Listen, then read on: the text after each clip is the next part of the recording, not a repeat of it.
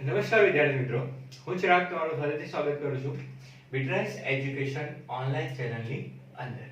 તો આજનો આપણો ટોપિક છે લિંગી પ્રજનનની અંદર ફલનની પ્રક્રિયા. બરાબર, યુગ્મ જન્યુ યુગ્મનનની પ્રક્રિયા. ઓકે, તો લાસ્ટ લેક્ચરની અંદર આપણે શાનો અભ્યાસ કરી ગયા? તો લાસ્ટ લેક્ચરની અંદર આપણે લિંગી પ્રજનનનો જે પ્રથમ તબક્કો છે, જેને આપણે કહીએ છીએ પૂર્વ ફલન તબક્કો. બરાબર, એ પૂર્વ ફલન તબક્કાની અંદર આપણે બે તબક્કા ભણી ગયા, એના સબ ટોપિક ભણી ગયા.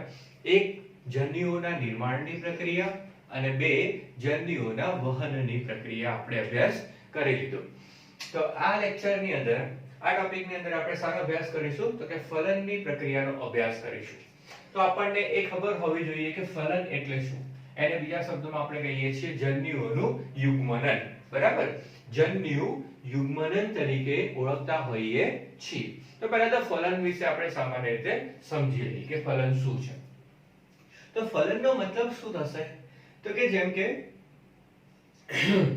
જે જન્યુ છે, આ નર જન્યુ છે, એક પ્રકારે આ માદા જન્યુ છે. તો નર જન્યુ અને માદા જન્યુ જે નિર્માણ થયા હતા એ જન્યુઓનું શું થશે? તો કે ફલનની પ્રક્રિયા દરમિયાન એ જન્યુઓનું ફલનની પ્રક્રિયા દરમિયાન એ જન્યુઓ શું થશે? તો કે જોડાણ થશે. ફલનની પ્રક્રિયા દરમિયાન જન્યુઓનું શું થાય છે? જોડાણ. અને આ જોડાણ દરમિયાન એ શું નિર્માણ કરે છે? તો કે ફલનની પ્રક્રિયા દરમિયાન જન્યુઓ, નર જન્યુ અને માદા જન્યુ, એ જન્યુઓના જોડાણની પ્રક્રિયાના લીધે એ શું નિર્માણ કરશે? તો કે યુગ્મનજ નિર્માણ કરે. જન્યુઓના જોડાણથી શાનું નિર્માણ થશે? તો યુગ્મનજ નિર્માણ પામશે. આ જે યુગ્મનજ હશે, આ યુગ્મનજ કેવા પ્રકારનો હશે?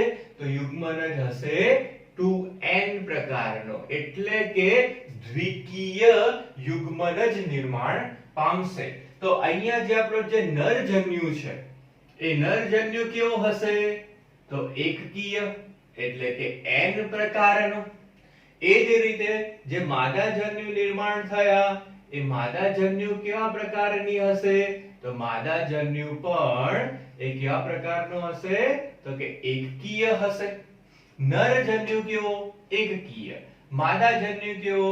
એકકીય. હવે એ નર જન્યુ અને માદા જન્યુઓના જોડાણથી શું રચાયું? યુગ્મનજ. આ યુગ્મનજ કેવા પ્રકારનો બનશે?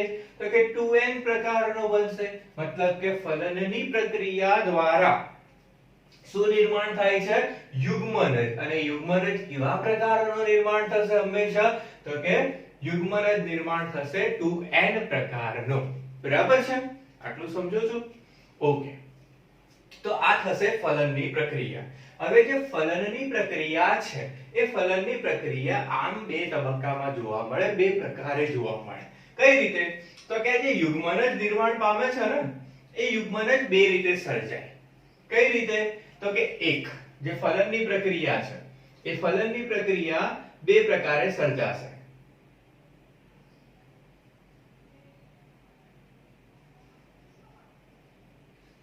એક કે જેને આપણે કહીએ છીએ બાહ્ય ફલન.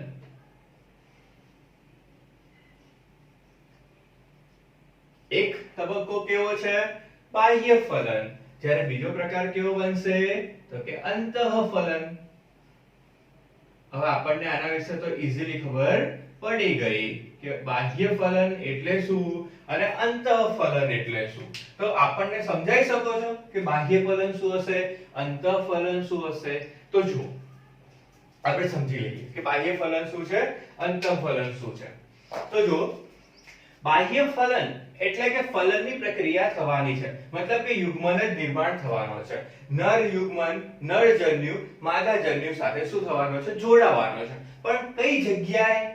ફલનની પ્રક્રિયા તો થાય છે, પણ ક્યાં થાય છે? તો કે બાહ્ય ફલન. બાહ્ય એટલે શરીરની બહાર. બરાબર, મતલબ કે અહીંયા જન્યુઓના જોડાણની જે પ્રક્રિયા છે એ જન્યુઓના જોડાણની પ્રક્રિયા ક્યાં થશે તો કે શરીરની બહાર. જન્યુઓના જોડાણની પ્રક્રિયા ક્યાં થશે તો કે શરીરની બહાર. આ બહાર એટલે કઈ જગ્યાએ તો કે કોઈક માધ્યમમાં. બરાબર.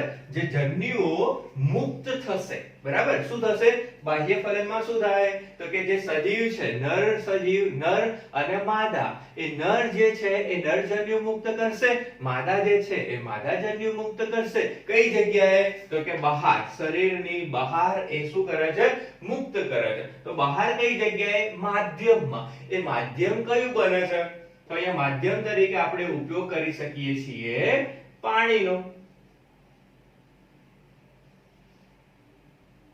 માધ્યમ તરીકે આપણે શાનો ઉપયોગ કરી શકીશું તો કે પાણીનો ઉપયોગ કરીશું. મતલબ શું થશે નરજન્યુ એ એક સમયે ચોક્કસ સમયે પરિપક્વ થયા બાદ એ નરજન્યુ શું થશે મુક્ત થશે. એ જ સમયે માદાજન્યુ પણ શું કરશે એના માદાજન્યુ એટલે કે માદા શું કરશે તો જન્યુઓનું નિર્માણ કરશે. એ જન્યુઓનું બહારની તરફ શું કરશે વહન કરાવશે. તો પાણીની અંદર એટલે કે માધ્યમની અંદર એ જન્યુઓનું શું થવાનું છે જોડાણ થવાનું છે. બરાબર.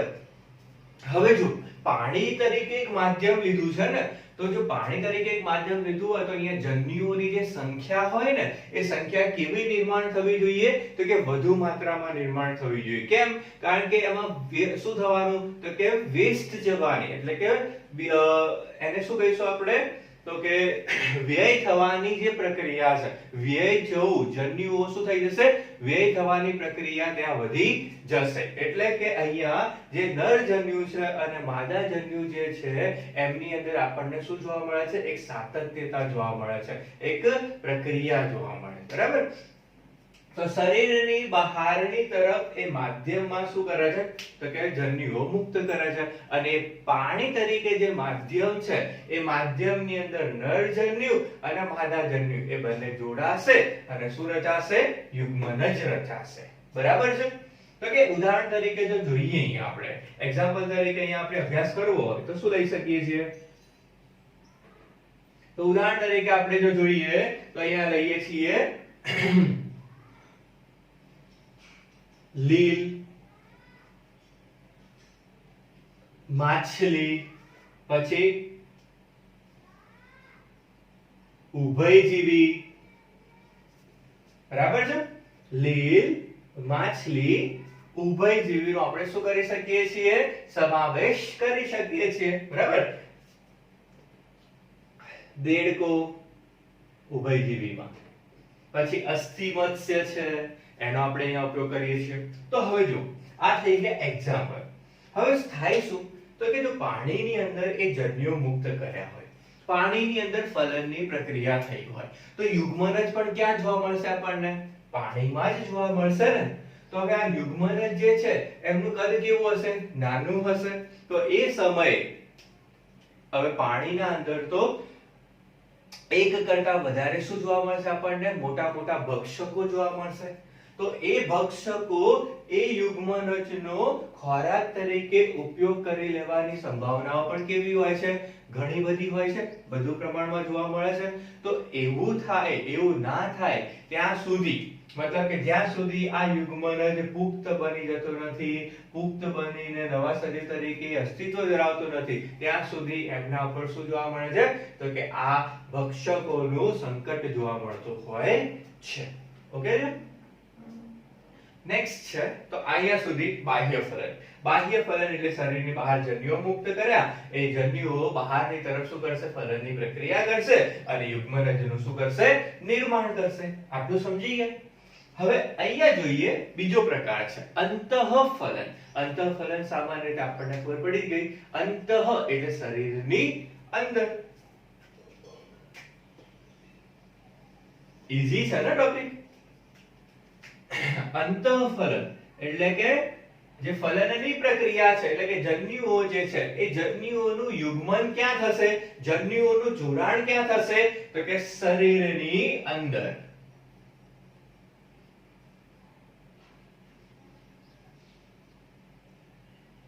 શરીરની અંદર શું થાય છે તો કે યુગ્મનજનું શરીરની અંદર શું થશે ફલનની પ્રક્રિયા બરાબર છે હવે જો આમાં હોય શું તો કે નરજન્યુ છે બરાબર જે નરજન્યુ છે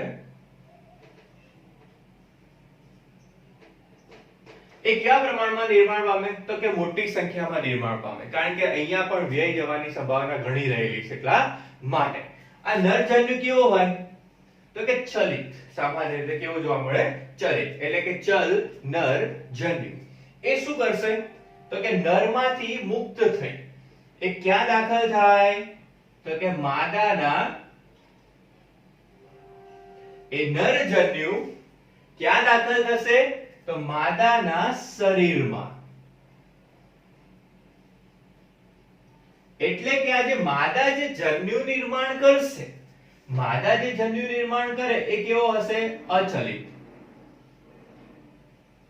બરાબર માદાએ જે જન્યુ નિર્માણ કર્યો હશે કેવો હશે અચલિત તો નરજન્યુ એ ક્યાં જાય છે માદા જન્યુની નજીક જાય છે બરાબર એટલે કે નરજન્યુ એ માદાના શરીરમાં દાખલ થશે અને ત્યાં માદા જન્યુ સાથે શું કરશે ફલનની પ્રક્રિયા એટલે કે જોડાણ કરાવશે અને ત્યાં જ શું રચશે યુગ્મન જ રચશે એટલે કે શરીરની અંદર જ ફલન કરશે અને ફલન કર્યા બાદ શરીરમાં જ એના પ્રજનન અંગોના ભાગે જ એ શું રચે છે તો કે યુગ્મનજનું નિર્માણ કરતો હોય છે બરાબર છે તો અંતઃફલન અને બાહ્ય ફલન બંનેમાં તફાવત સમજાઈ ગયો શું તફાવત છે અંતઃફલન અને બાહ્ય ફલનની અંદર ઓકે તો અહીંયા બીજું છે કે અહીંયા આપણે ઉદાહરણ તરીકે લીધું લીલ માછલી ઉભયજીવી તો અહીંયા અંતઃફલનની અંદર જો આપણે એક્ઝામ્પલ તરીકે લેવું હોય તો અહીંયા છે ને ઉચ્ચ પ્રકારના સજીવો ઉચ્ચ કક્ષાના સજીવોનો અહીંયા શું કરીએ છીએ આપણે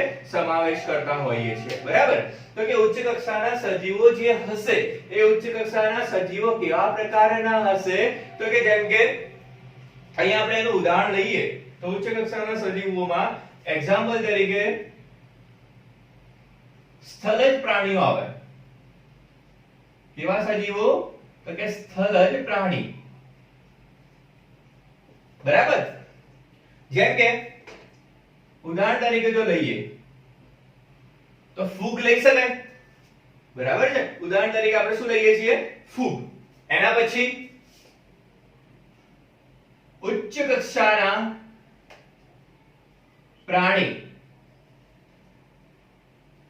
ઉચ્ચ કક્ષાના પ્રાણી જેની અંદર સરીસૃપનો સમાવેશ થાય વિહગનો સમાવેશ થાય એટલે કે પક્ષીઓનો સમાવેશ થાય અને પ્રાણીઓનો સમાવેશ થાય મનુષ્યનો સમાવેશ પણ આની અંદર થઈ જાય એટલે કે સસ્તનનો સમાવેશ ક્યાં થઈ જશે અંતઃફલનની અંદર થતો જોવા મળશે તો આ થઈ ગયા ઉદાહરણ અને ફલનની પ્રક્રિયા આટલું સમજી ગયા જો ફલનની પ્રક્રિયા એટલે શું તો કે નરજન્યુ અને માદાજન્યુનું જોડાણ એ જોડાણ દરમિયાન શું રચાશે યુગ્મનજ તો યુગ્મનજ બનવાની પ્રક્રિયાને શું કહેવાય ફલનની પ્રક્રિયા બરાબર ફલન એટલે શું થશે તો જન્યુઓના જોડાણની પ્રક્રિયા અને એ જન્યુઓનું જોડાણ થઈ શું રચાશે યુગ્મનજ એ યુગ્મનજ કયા પ્રકારનો હશે તો કે દ્વિકીય જોવા મળશે હવે એ કેટલા પ્રકારે છે તો કે જે ફલન છે એ બે પ્રકારે એક બાહ્ય ફલન છે એટલે કે શરીરની બહાર એક માધ્યમની અંદર જન્યુઓનું જોડાણ થશે જ્યારે બીજું છે અંતઃફલન એટલે કે શરીરની અંદર જન્યુઓનું શું થશે જોડાણ થશે બરાબર છે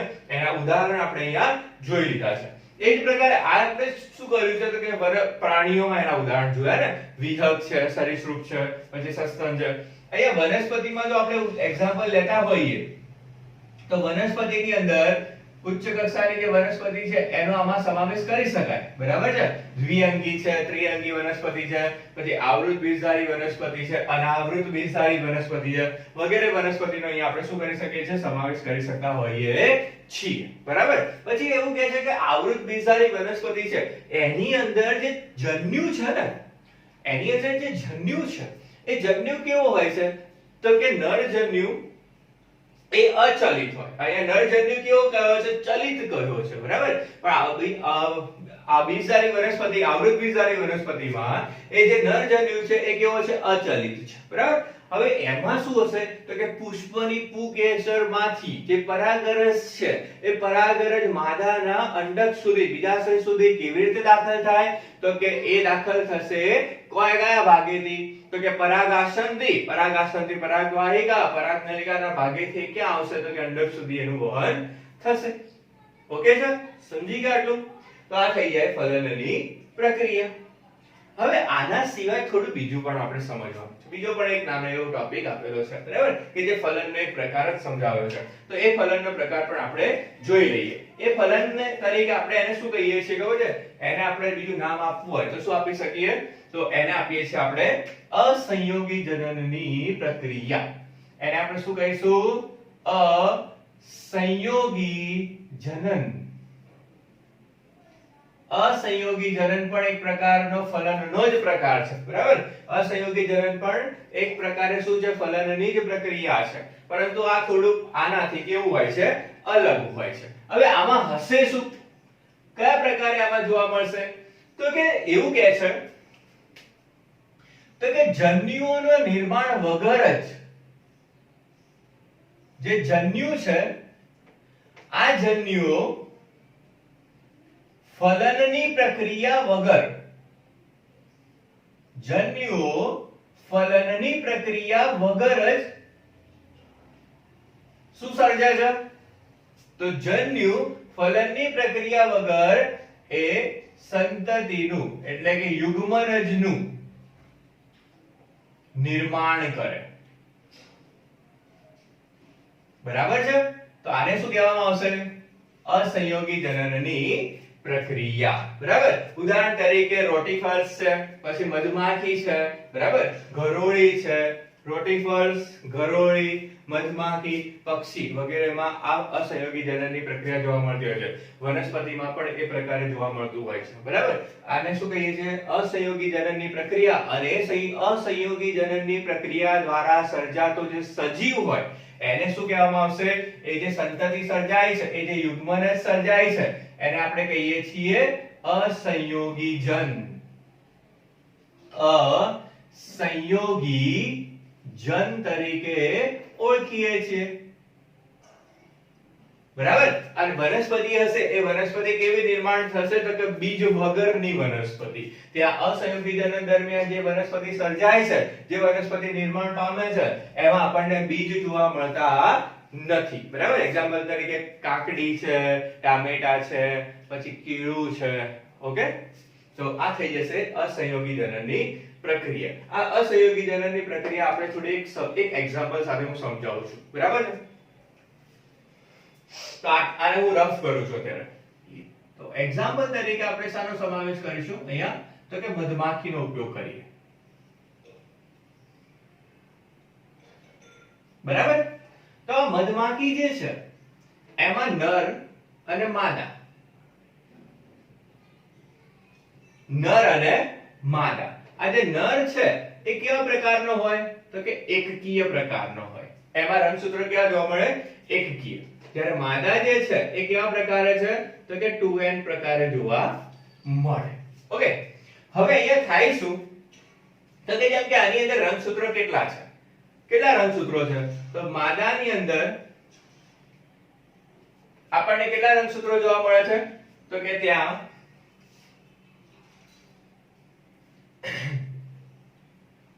32 રંગસૂત્રો જોવા મળે. જ્યારે અહીંયા એકકીય કીધો છે એટલે અહીંયા કેટલા જોવા મળશે આપણને? 16 રંગસૂત્ર જોવા મળે. હવે આ 16 છે, અહીંયા કેટલા છે? 32 છે. તો માદા જે છે એ બે પ્રકારના જન્યુ નિર્માણ કરે.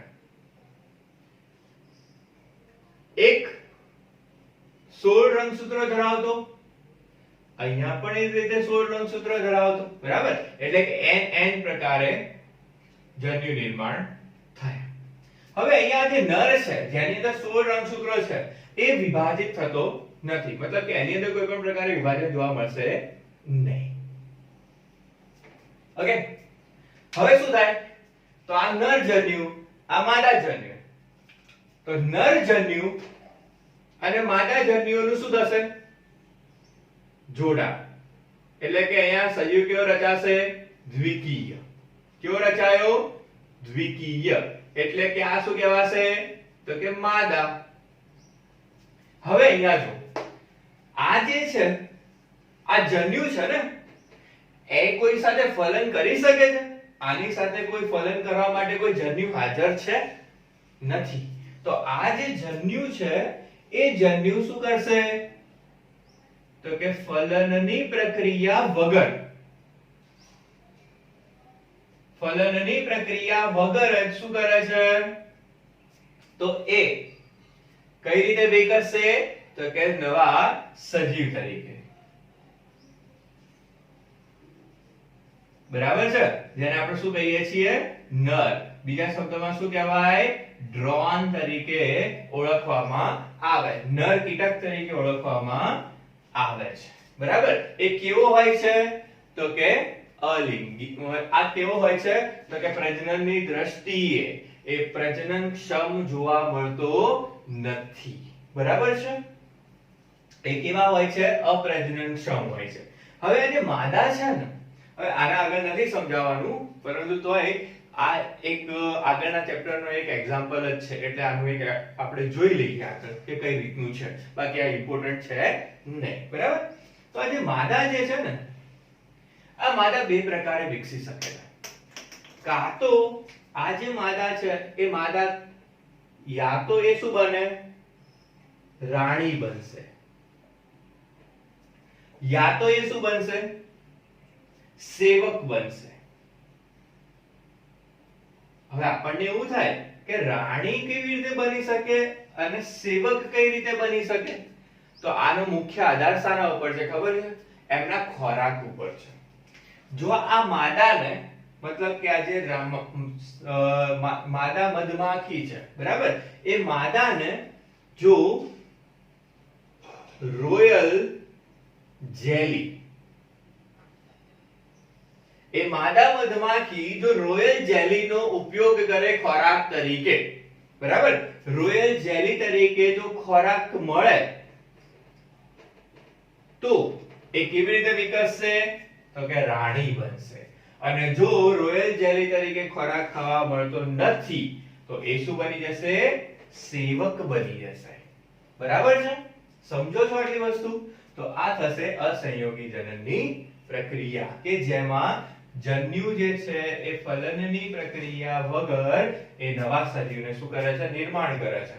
બરાબર છે? આ જે તબક્કો મેં અહીંયા દર્શાવ્યો છે ને, એ લિંગી પ્રજનન દર્શાવ્યું છે. બરાબર? કે જેમાં જન્યુઓનું શું થાય છે? જોડાણ થાય છે. પણ આ જે છે એકકીય, એ ફલન ક્રિયા વગર જ શું કરે છે? નવા સજીવનું નિર્માણ કરે છે. બરાબર છે? તો અહીંયા સુધી સમજાઈ ગયું? તો okay, so thank you so much.